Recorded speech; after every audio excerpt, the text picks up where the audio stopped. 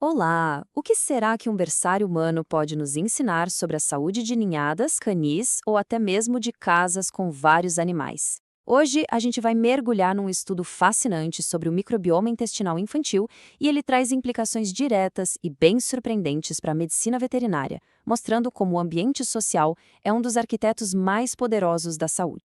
Vamos direto ao ponto principal, a descoberta mais impactante do estudo. Em pouquíssimo tempo, o contato social com os colegas se torna a influência dominante na composição do ecossistema intestinal de um bebê, chegando a superar a contribuição da própria família. É um achado que, de certa forma, nos obriga a olhar para os ambientes sociais dos nossos pacientes de uma maneira completamente nova. Para a gente entender como os pesquisadores chegaram a essa conclusão, nossa análise vai seguir este roteiro. Vamos entender o conceito de microbioma social, ver como a transmissão foi mapeada, quantificar a influência desse convívio, analisar fatores que modulam o processo e, o mais importante, traçar o paralelo com os animais de estimação e as implicações para o conceito de saúde única. Nós já entendemos bem a transmissão vertical de micro-organismos, certo? Da mãe para o filhote, que estabelece aquela base inicial do microbioma. Mas, e o que acontece em seguida? Essa pesquisa foca exatamente nessa próxima fase, a transmissão horizontal entre indivíduos de um mesmo grupo social. E ela se revela um fator determinante para a maturação e a resiliência desse ecossistema. Para investigar essa dinâmica toda, a equipe desenvolveu o estudo longitudinal MicroTutBaby. A metodologia aqui é fundamental porque a sua robustez e o nível de detalhe nos dão a confiança para extrapolar as conclusões para outros cenários de convívio social intenso, incluindo os ambientes veterinários que a gente gerencia. O que é notável neste desenho de estudo é a intensidade da coleta de dados.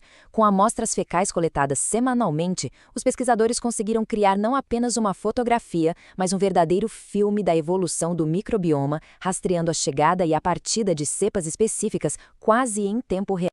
E a escala foi bem abrangente. O estudo não se limitou aos bebês. Ele incluiu toda a rede de contatos deles, pais, irmãos, cuidadores e até os animais de estimação. Essa abordagem de 360 graus foi essencial para mapear com precisão as fontes e as rotas de transmissão dos micro-organismos. Agora, vamos aos resultados. É aqui que a gente começa a ver, em números, o impacto profundo que o ambiente social exerce.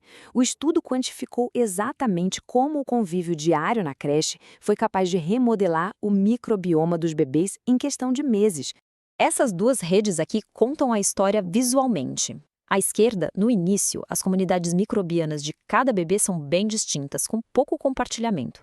Apenas 3 meses depois, à direita, a rede é densa, super interconectada.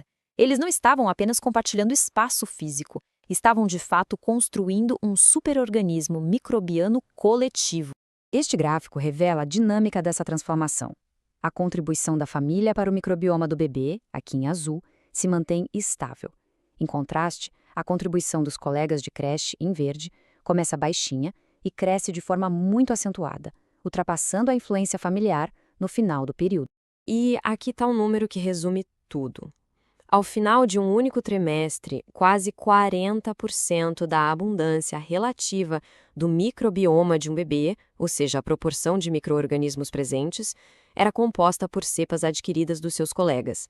É uma remodelação ecológica massiva impulsionada puramente pela interação social. Mas essa transmissão não ocorreu de forma uniforme. 2 fatores se destacaram como moduladores-chave: ter irmãos mais velhos e o uso de antibióticos. E ambos têm paralelos diretos com cenários muito comuns na nossa prática clínica, como o manejo de ninhadas e a antibiótico-terapia. Bebês com irmãos chegaram à creche com um microbioma de partida mais rico, mais diverso. Como resultado, eles foram menos suscetíveis à colonização por cepas do novo ambiente. Isso sugere que um ecossistema intestinal mais maduro e complexo possui maior resiliência, um conceito diretamente aplicável à introdução de um novo animal em uma casa ou ao manejo da saúde de uma ninhada. Agora vamos ver o efeito dos antibióticos. O primeiro impacto é a perturbação. Este gráfico demonstra que o tratamento com antibióticos reduziu drasticamente a estabilidade do microbioma, diminuindo a capacidade do ecossistema de reter as cepas que já estavam lá. Essencialmente, o tratamento cria um vácuo ecológico. E essa perturbação gera uma janela de oportunidade. Após a antibiótico-terapia, os bebês adquiriram um número significativamente maior de novas cepas do ambiente. Para a prática clínica, a mensagem é clara. O período pós-antibiótico é um momento de alta vulnerabilidade e plasticidade, onde o ambiente social do paciente vai desempenhar um papel crítico na recomposição do seu microbioma. Com base nesses achados, vamos focar agora no que isso significa para os nossos pacientes. O estudo incluiu animais de estimação e, embora a amostra seja pequena, os resultados fornecem uma ponte valiosa para a gente discutir a gestão de ambientes como canis, abrigos e residências com múltiplos animais. Então, o que os dados mostraram sobre os animais que viviam com essas crianças? E o que essa troca microbiana entre espécies significa para o conceito de saúde compartilhada? Olha, os resultados, embora preliminares, confirmaram uma transmissão significativa de cepas entre bebês e animais dentro do mesmo lar. Um ponto interessante é que, inicialmente, bebês com PET pareciam ter menor diversidade microbiana. Mas, e isso é um lembrete importante, essa diferença desapareceu após o ajuste estatístico para a idade dos bebês, o que mostra a necessidade de uma análise cuidadosa dos dados. Finalmente, vamos conectar todos esses pontos sobre a ótica da saúde única.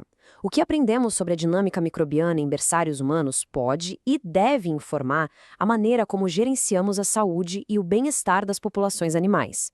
A gente precisa tratar seus ambientes não apenas como um espaço físico, mas como um ecossistema a ser cultivado.